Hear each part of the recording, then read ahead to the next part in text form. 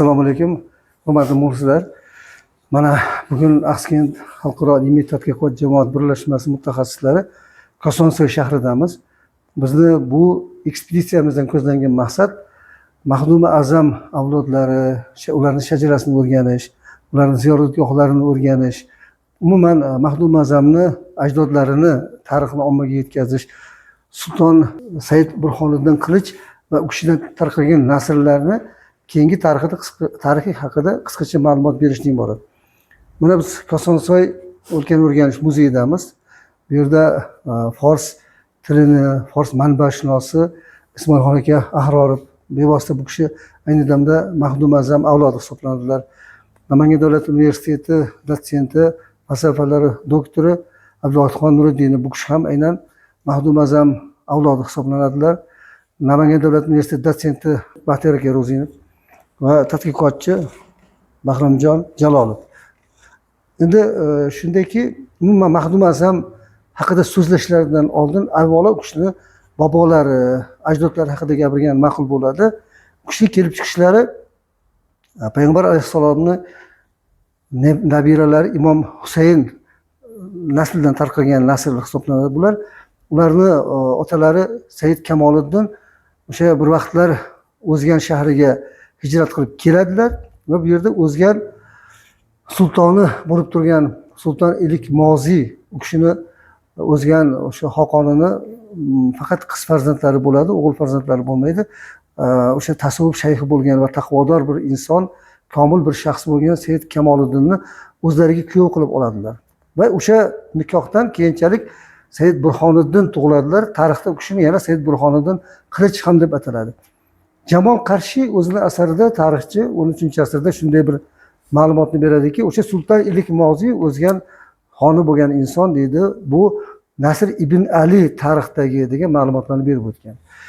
Burhoniddin Qilich Sulton Ilik Moziy saroyida yoshliklardan ilm oladilar, tarbiya oladilar va 9 yoshga yetgandan keyin u kishiga maxsus tarbiyachilar tayinlanadilar. Burhoniddin Qilich adolatli hukmdor bo'lganlar. Umuman musulmon dunyosi tarixida ikkita hokim bor, ikkita podshoh bor. Bular podshohlikni tark etib tariqat yo'liga o'tganlar. Bular birinchisi Burhoniddin Qilich hazratlari bo'lsalar, O'zgan hokimi bo'lgan. Ikkinchisi Ibrohim Adham shunday yo'lni tutganlar. Umuman ikkalarining hayot yo'llari ham ibratli. Mana u kishidan tarqalgan nasllar keyinchalik butun Farg'ona vodiysida Shayxul Islom lavozimida va umuman shu sadr lavozimida faoliyat ko'rsatib o'tganlar. Zahirdin Muhammad Bobirdoma asarida aytadiki, o'sha Hoji Mavlonoy qozi deydi. Bu kishi Boburning ustozi va piri hisoblangan inson. Bu inson deydi, ona tomonidan Sulton Ilik Moziyga boradi, ota tomonidan Said Burhoniddin Qilich avlodlaridandir deb u kishini eslatib o'tadi.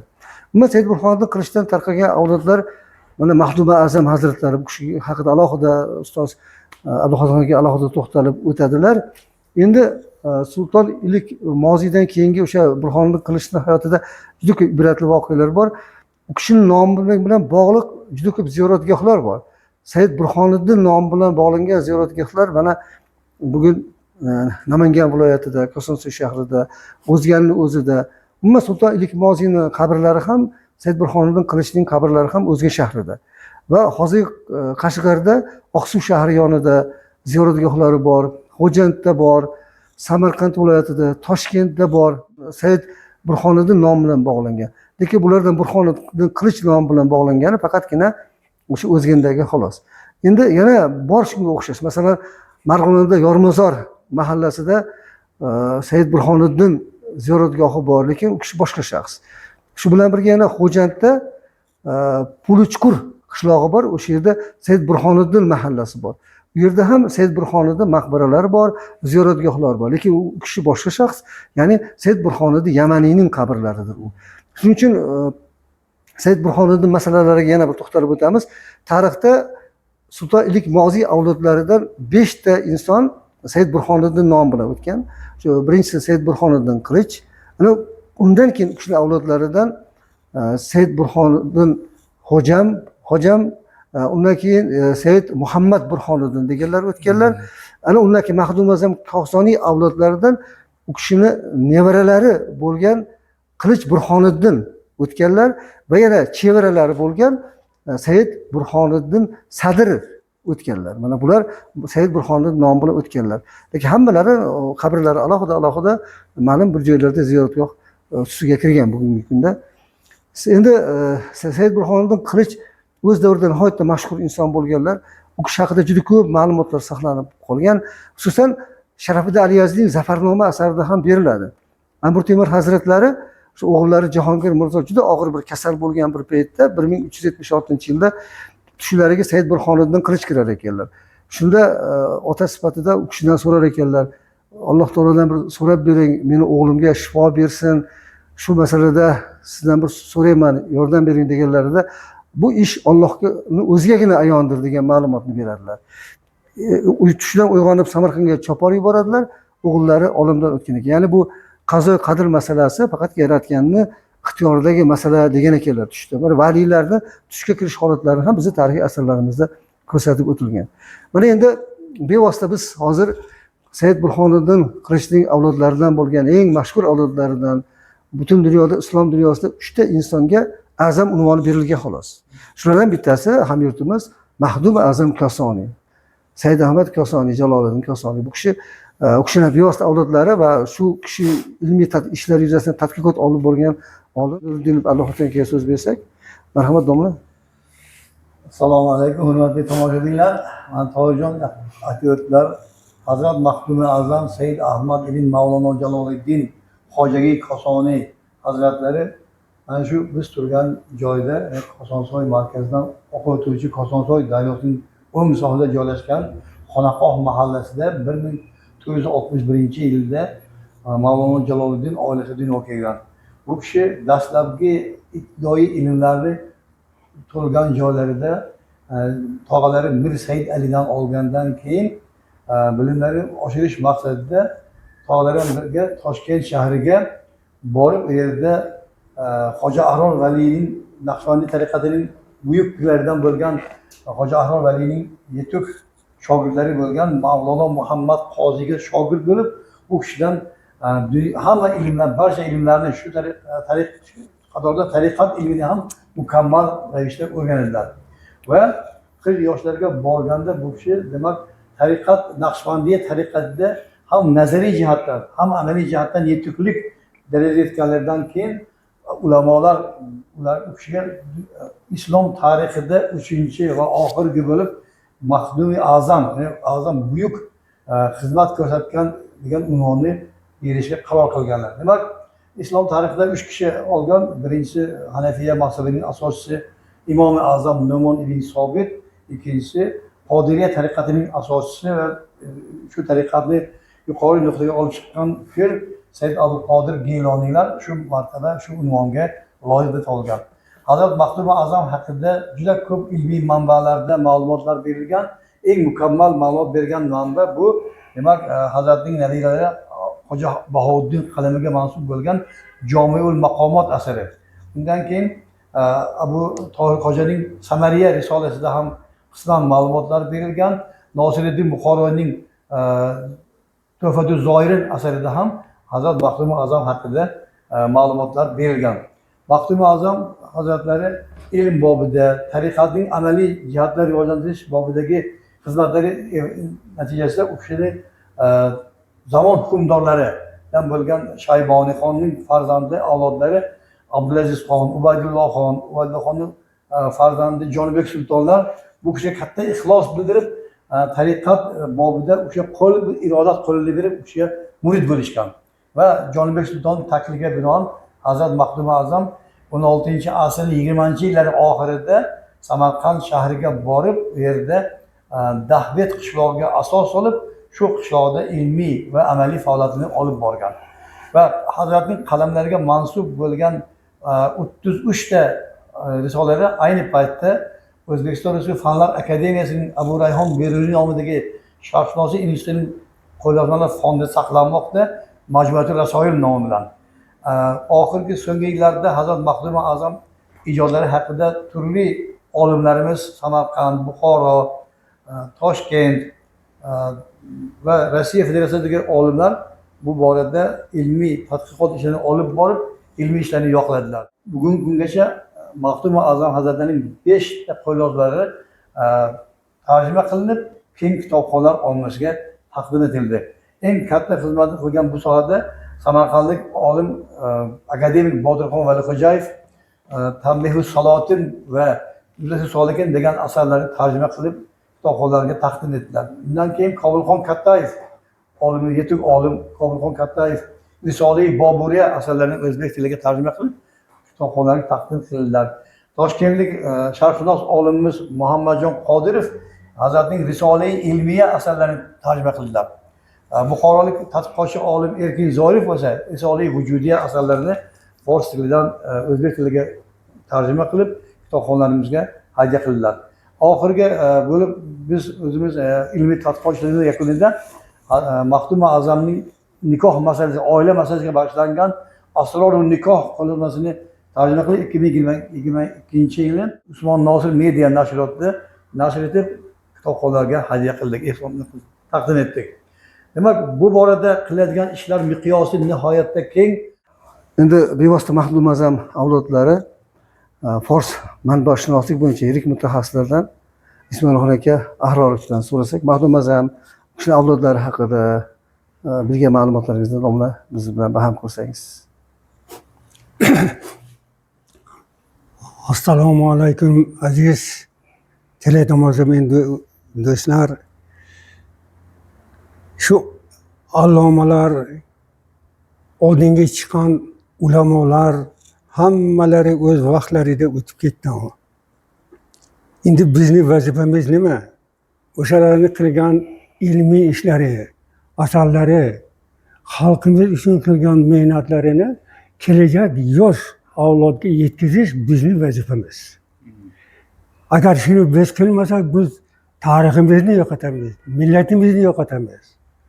Shuning uchun bizning vazifamiz o'shalarning qilgan ijodlarini, qilgan ishlarini kelajak avlodlarga yetkazish bizning vazifamiz bo'ladi.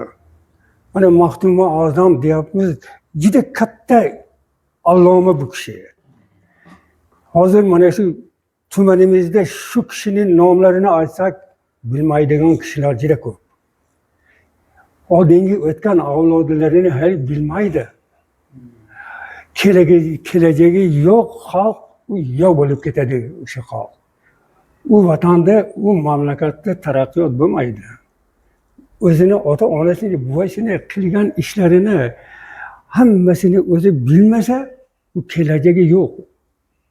Shuning uchun shunchalik alloma shuni bizni vatanimizdan, bizni shahrimizdan yetishib chiqqani biz uchun u namuna u. Faqatgina kelgusi yoshlarimiz o'shalarni orqasidan ergashish kerak. Buning uchun nima qilish kerak? Shularni qilgan asarlarini, qilgan ijodlarini ko'proq o'qish kerak. Tarixini bilmagan vatanini yo'qotadi degan. Kelgusi avlodga bizdan keyin ham ular yetkazadi. Ularga bera olmasa keyin biz o'sha ota bobomiz qilgan ijodlariga xiyonat qilgan bo'lamiz. Ongni, ta'limni, ilmni nima uchun kallaga joylashgan? Miyani ichida ham saqlaydigan joyi bor. Shu yerga kelgan qog'ozni qarang, Andijonda. Shuni yoza oladigan shu Kosonsoyda deb olib kelganda shu yerga. Hazrat Maxdum A'zamning 4 ta ayollaridan jami 13 ta farzand, o'g'il farzand qolgan. Ular ayni paytda mamlakatimizning turli shaharlarida Samarqand, Buxoro, Shahrisabz, Andijon, Namangan viloyatining Kosonsoy tumani shahrida yashaydilar. Ayni agar Kosonsoyni oladigan bo'lsak, Tohirjon, ayni paytda shu Kosonsoyda Maxdum A'zamga bevosita avlod bo'lguvchi 4 ta oilada nasabnoma shajara saqlanib qolingan. Men mutaxassis sifatida shu shajarani o'rganib chiqdim. Birinchisi, shu Maxdum A'zam mahallasida yashagan hurmatli hoji ota Abdunajixon Ubaydullah degan insonga tegishli. U kishining hozir farzandlari, o'g'illari hayot, katta o'g'illari hozir 82 ga bordilar, uch barhayot. Ikkinchi nasabnoma shajara shu mahallada yashab o'tgan turli davrlarda vatanimiz taraqqiyotiga hissa qo'shgan tashkilotchi rahbar bo'lgan Abdumulixon Ziyoviddinovga tegishli bo'lgan shajara. U kishini farzandlari hozir ham yashayaptilar, oramizda bor. 3-chi nasabnoma shahrimizning mana shu nima Gulbog' mahallasida yashagan Sobiq Oxunboyev degan mahalla deymiz. Shu yerda yashagan Hoshimxon Hoji Mansurov va u kishini akalari Nuriddinxon Hoji Mansurga tegishli shajara saqlanib qolingan va 4-inchisi o'zimizni ajdodlarga tegishli bo'lgan najara. Siz bunga guvoh bo'lgan, ko'rgansiz. Ko'rganmiz. Demak, mana shu boshqa xonadonlarda mavjud bo'lishi mumkin edi, lekin Qatag'on siyosiy davrida 30-yillardagi 50-yillardagi Qatag'on siyosiy davomida ko'plab qo'lyozmalar qatori ana shu shajaralar yo'qolib ketgan. Odamlar yo uni o'zlari soyga oqizishgan yoki boshqa kitoblar qatori qabristonga borib go'llarga yashirilgan. Demak, saqlanib qolinmagan. Ayni paytda shu biz biladigan 4 ta oilada shu Maxduma A'zamga avlod bo'luvchi insonlar yashayotganligi ma'lum bizga. Endi Maxduma A'zamga avlod bo'lishlik bu sharaf emas, bu albatta. Bu mas'uliyat. Chunki qadimgi Koson nihoyatda ko'hna tarixga ega bo'lganligi bois ma'naviy ildizlar chuqur ketgan. Shu sababdan Kosonsoydan yetuk olimlar chiqishi davom etaveradi. Tarixdan ma'lumki 2000 yil davomida agar 150 nafar yoki 200 nafar olim chiqqan bo'lsa, bu an'ana yana davom etyapti. Yana yoshlar orasidan albatta iste'dodli yoshlar chiqyapti. Bu chunki ma'naviy ildizlar chuqur biza. Shu boisdan ham bu yerda kelajakda ham olimlar chiqib bu tabiiy holda davom etaveradi bu narsa. O'sha Mavlono Lutfulloh manaqibida ham yozilgan ekan. 16-asrda bu Farg'ona deydi, olimlar makoni, faqihlar koni deb. Albatta. Juda ko'p olimlar sanab o'tgan. Endi mana Bahrul Asror asarining muallifi Mahmud bin Vali shu asarda yozyaptilarki, men ham asli Maxdum A'zam avlodidanman deyaptilar 17-asrda. U kishi aytyaptilarki, Kosonsoyda sayyidlar 2 turga bo'linadi, 2 toifa bor. Bittasi Aymma sayyidlari va ikkinchisi Tayoq sayyidlari deydilar. Xususan Maxduma A'zam va shuning avlodlari hammasi Mavlona Muhammad Qozi va Kamina Kamtarin ham hammamiz Tayoq toifasidagi sayyidlardanmiz deyaptilar. Keyin yana bir narsa, mana siz qo'lyozmalarni tiklab o'rgangansiz, bevosita o'zingiz ko'rgansiz. Bu kishini Maxdum A'zamni ustozlari Mavlona Muhammad Qozi kasal bo'lgan paytlari, Albatta. og'ir kasal bo'lgan paytlarida qaniydi biron bir inson bo'lsa, men dardimni o'ziga olsa deganda shogirdlar ichidan otilib chiqib turib, mana men olaman dardingizni deb astaydillo yaratgandan iltijo qilib so'rab, ustozni dardlarini menga bering deb dardlarini olganlaridan keyin haligi Maxdum A'zam ozgina mijozlari og'irlashib, kasallanish boshlab, ustozlar sog'ayib ketganlaridan keyin ustozlari duo qilgan ekanlar. Shu nima deb duo qilgandilar? U kishi duo qilganidanki, shu menga qilgan shunchalik xizmatingdan, seni avlodingdan ulug' insonlar, ulug' olimlar chiqsin, payg'ambarga munosib bo'lgan zotlar chiqsin degan duo qilganlar. Mana buni biz ko'ramizki, Maxduma A'zamdan chiqqan avlodlar Buxoro amirligida, Shayboniylar sulolasida ham yetuk davlat Xo'ja Isloh Vali, Xo'ja Muhammad Amin Kosoniylar ham diniy martabaga erishgan, ham davlat rahbarligi davomida o'shani turli davlat lavozimida ishlaganlari ma'lum. Mana Maxduma A'zamning chevarali bo'lgan Xo'ja Muhammad Yusuf, Xo'ja Hidayatulloh ibn Muhammad Yusuf qo'shni Sharqiy Turkiston davlatida, Xitoy hududida joylashgan Sharqiy Turkiston davlatida, demak 80 yil davomida shu kishining avlodlari, Ofo Xo'ja Eshon avlodlari Turkiston, Sharqiy Turkiston davlatini boshqargan tarixdan ma'lum. Demak, ana shu kishining avlodlari bo'lgan yetuk alloma mutafakkir Alixon Tori Sog'ini ham bobolarining an'anasini davom ettirib, Turkiston davlatini yaqin mustaqillikka olib chiqqan insonlardan. Haqiqatan ham masalan o'sha duoning ijobatligini ko'rishimiz mumkinki, tarixda Maxdum A'zam avlodlaridan biron bir yomon otlik inson chiqmadi.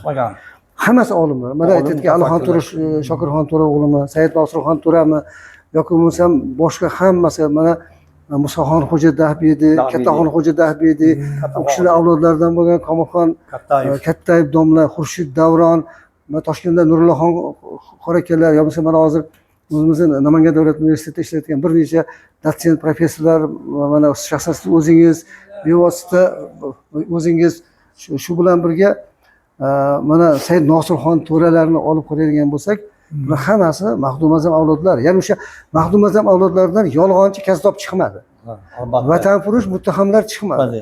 Hammasi olimlar, xalqparvar, vatanparvar insonlar yetishib chiqdi. Mana o'sha Sharqiy Turkistondagi oxirgi Qashqar xonlaridan Jahongirxo'ja ham o'sha Mahdum Azam avlodlari bo'ladi. Albatta. Shuning uchun bu aytganingizdek bu sharaf emas, balki mas'uliyat hissini yuklaydi. Albatta. Hurmatli muxlislar, mana bugun Kosonsoy shahrida Samarqand shahri Dahbiyatdan bizga tashrif buyurgan mehmonlarimiz, Mahdum Azam avlodlari ishtirok etishyapti. Hozir men bugungi mehmonimiz Muhammad Amirxon hoji akamizga bersak, mana bu kishi bevosita Samarqanddagi Mahdum Azam avlodlaridan hisoblanadilar. Domla, marhamat. Xush kelibsiz. Assalomu alaykum. Bismillahirrohmanirrohim. Parvardigoro qilib mana bizlarga nasib qilgan ekan, mana shunday ulug' joylarga kelish nasib ayladi bugun. Sizlarday mana yaxshi insonlar bilan uchrashtirdi. Hamdu sano Alloh taolaga. Bizlar ana shu Mahdum Azam bobomizni bir ziyorat qilaylik deb chiqib kelganmiz. Biz Mahdum Azam bobomizga 12-avlod bo'lamiz. Payg'ambarimiz sollallohu alayhi vasallamga 36-avlod. Bizda sajaramiz mana shu zamonlar nimasi bilan podsholar tasdig'i bilan tasdiqlangan. Mana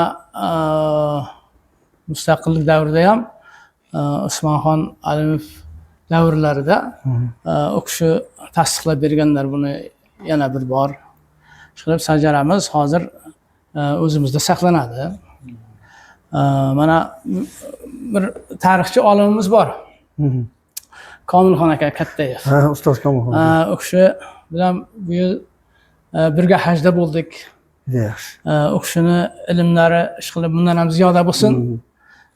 Mahdum Azam bobomizni haqlarida nihoyatda ko'p ma'lumotlarni berdilar, kitoblar yozdilar. Mana hozirgi Samarqandda bo'layotgan Mahdum Azam majmuasini qaytadan ta'mirlanyapti. Mana prezidentimizning tashabbuslari bilan shunga bosh qosh bo'lib turibdilar Komilxon aka. Ishqilib mana shu yurtimiz tinch, xalqimiz farovon yashayapti. Ishqilib bardavom bo'lsin. Rahmat. Sizlarga mana shu nasib qilgan ekan bugun uchrashib qoldik. Hammalaringizga tashakkur.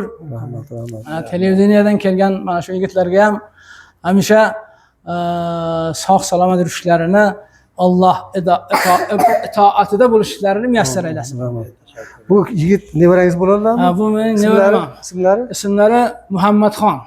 Muhammadxon. Ana Mahdum Azamning eng kenja avlodlaridan. Bu 38-avlod. 38-avlod payg'ambarimizga. 14-avlod Mahdum Azam bobomizga.